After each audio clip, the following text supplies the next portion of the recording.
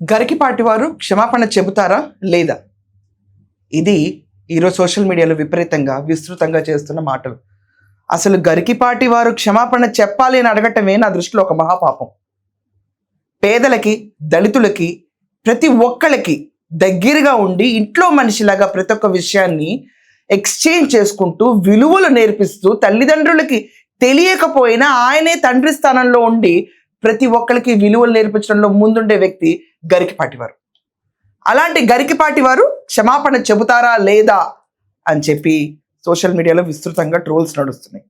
ఇదంతా కాకుండా సోషల్ మీడియాలో ప్రస్తుతం గరికిపాటి వారు చేసిన తీవ్రమైన వ్యాఖ్యలంట, గుడ్డు గురించి అంట, సంక్షేమ పథకాల గురించి. ఓకే, ఈ టాపిక్లోకి వెళ్ళే ముందు ఖచ్చితంగా మీ అందరికీ నేను కూడా నా పర్సనల్ ఇష్యూ ఒకటి చెప్పాలి. మా మదర్ జిల్లా పరిషత్ హై స్కూల్లో చదువుకున్నాడు. నేను చెప్తుంది ఒక 70 years back. She is born in 1957 some time. వాళ్ళు జిల్లా పరిషత్ హై స్కూల్లో చదువుకున్నాడు. వాళ్ళ స్కూల్కి నెక్స్ట్ ఎలిమెంటరీ స్కూల్ నుంచి సెకండరీ స్కూల్ వాళ్ళ కోసమే పెట్టారా దేవుడా అన్నట్టు పైకెళ్ళి గవర్నమెంట్ స్కూల్లో చదువుకుని పైకి వచ్చిన వాళ్ళు.